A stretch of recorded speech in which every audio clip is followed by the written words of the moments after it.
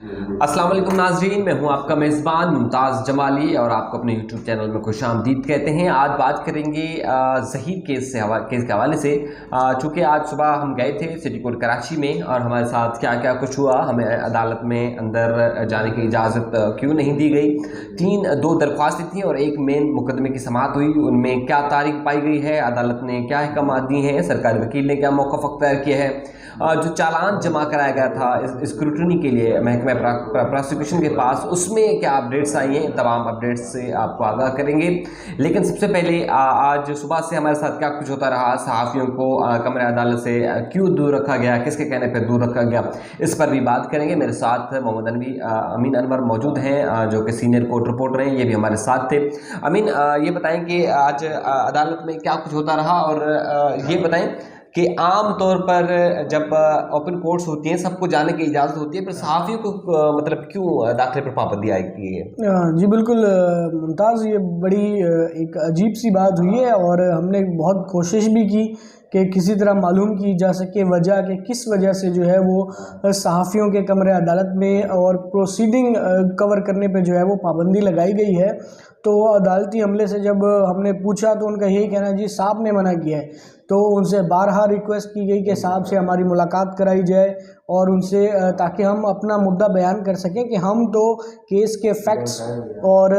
جو چیزیں پروسیڈنگ ہو رہی ہوتی ہے اس کو کور کرنے آتے ہیں، ہمیں کوئی شوق نہیں ہے یہاں پہ آ کے ہم کوئی ایسا یہاں پہ ہم کوئی یوٹیوب کور کریں نہ، ہمیں تو پتہ ہے تقریباً ہم 13 سال سے کورٹ رپورٹنگ کر رہا ہوں میں کہ کورٹ کے کیا پروٹوکولز ہوتے ہیں اور کہاں پہ کس حد تک ہم نے کیس کو کور کرنا ہوتا ہے۔ اور آپ نے دیکھا ہوگا کہ اس کیس میں عدالت نے ایک آرڈر بھی پاس کیا تھا جس میں میڈیا پرسنز کو یہ کہا گیا تھا کہ اس کیس میں کیونکہ انڈر ایج ایک گرل کا ایشو ہے اور اس کی آئیڈینٹیفیکیشن ڈسکلوز نہ کی جائے، تو اس کے بعد سے ہم نے ان تمام پروٹوکولز کا خیال رکھا۔ جب وکٹم کو عدالت میں پیش کیا گیا تو عدالت نے جو گائیڈ لائن جاری کی تھی اس پر بھی ہم نے عمل درآمد کیا۔ تو میں نے یہ سٹاف سے جو ہے وہ بات کی اور انہیں کہا کہ یہ بات ہماری جج صاحب تک پہنچائیں اور انہیں کہیں کہ ہم صرف کیس رپورٹ کرنے آتے ہیں اور ہم ہائی کورٹ سے لے کر سپریم کورٹ اور تمام اسپیشل کورٹس میں جو ہے وہ ہمارا داخلہ پر پابندی نہیں ہوتی۔ ہم جج صاحب جو ہے وہ مصروف تھے اور جس کی وجہ سے ہمیں پروسیڈنگ آج کور نہیں کر پائے ہیں، اور جو اطلاعات جو وکلا کے ذریعے ہمیں انفارمیشن ملی ہے وہ یہی ملی ہے کہ 16 اگست کی جو ہے وہ تاریخ دی گئی ہے۔ جیسا کہ ہم نے پہلے بھی بتایا تھا کہ کیس کا چالان کیس کے تفتیشی افسر نے پروسیکیوشن ڈپارٹمنٹ میں جمع کرا دیا تھا، جس پر پروسیکیوشن نے کچھ اعتراضات لگائے ہیں اور کہا ہے کہ تفتیشی افسر کو کہ وہ ان اعتراضات کو دور کر کے لیں،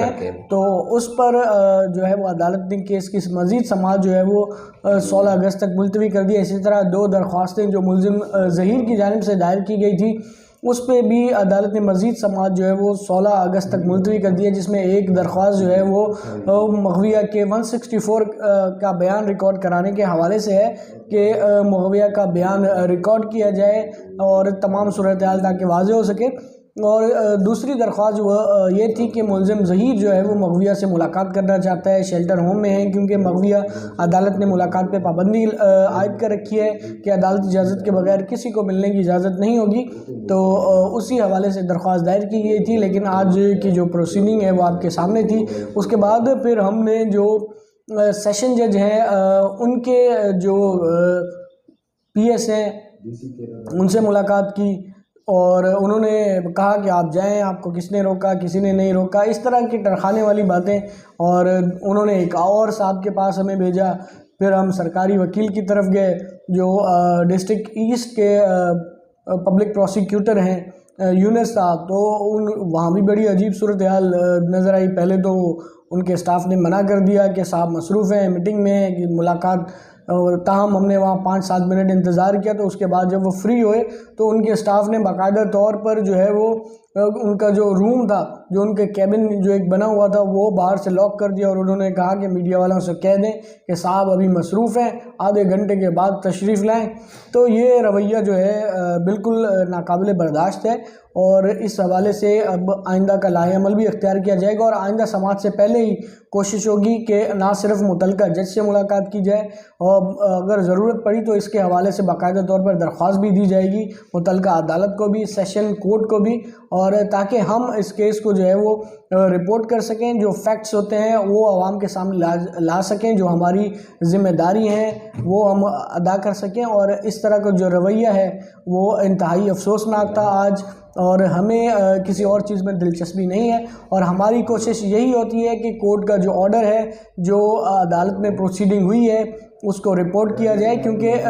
हम नहीं चाहते कि कोई चीज़ गलत रिपोर्ट हो और बहुत ही एक हाई प्रोफाइल केस अब बन चुका है। तो लिहाजा हमारी कोशिश यही होती है कि कोर्ट में जो प्रोसीडिंग हुई है हम खुद जाके वो कवर करें और उसके बाद उसको रिपोर्ट करें अपने चैनल के लिए। और बाज़ आप जैसे दोस्त कह देते हैं अपने यूट्यूब चैनल के लिए, तो हमारी यही कोशिश होती है कि कोर्ट ने जो ऑर्डर पास किया है और कोई भी उसमें जो है वो गलती हमसे ना हो सके, तो इस हवाले से हमारी कोशिश भरपूर यही कोशिश होती है कि जो अदालत में फैक्ट्स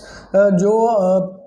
दोनों फरीकैन के जो आर्गूमेंट्स होते हैं वो सुनने के बाद कोर्ट क्या ऑर्डर करती है उसको हम रिपोर्ट करें और अवाम के सामने तमाम हक़ाइक़ रखें कि केस जो है वो किस तरफ जा रहा है। ताहम आज जो रवैया इख्तियार किया गया अदालती अमले की जानिब से भी वो इंतहाई अफसोसनाक है और हम चाहेंगे कि जो भी मुतल्लिका हुकाम है वो इस पर नज़रसानी करें और मीडिया के दाखिले को इस तरह जो है मीडिया से अवॉइड नहीं करना चाहिए। मुतादिद बार इस तरह की मुश्किलात पेश आती रही, लेकिन खैर हमारी यही कोशिश होगी कि आवाम के सामने जो भी फैक्ट्स हैं वो रखे जाएँ। ठीक है, बहुत शुक्रिया अमीन। बिल्कुल हमारी ये कोशिश होती है कि जो अंदर प्रोसीडिंग होती है वो A to Z आपको बताएं, लेकिन अगर अदालत कोई डायरेक्शन देती है कि अगर ज़्यादती के केसेस होते हैं या जेंडर बेस्ड वायलेशन के केसेस होते हैं तो उसमें हम मुतासरा बच्ची मुद्दई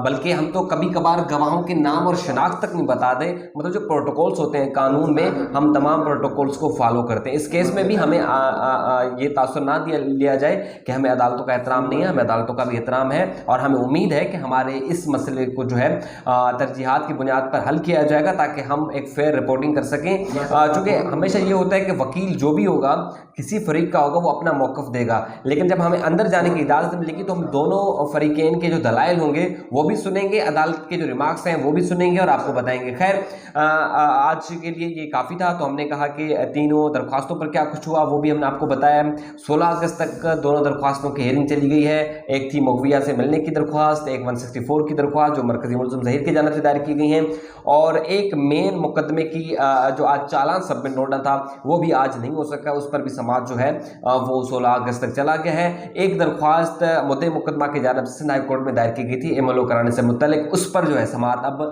पीर को होगी। इस केस से मुतल्लिक जो भी अपडेट होगी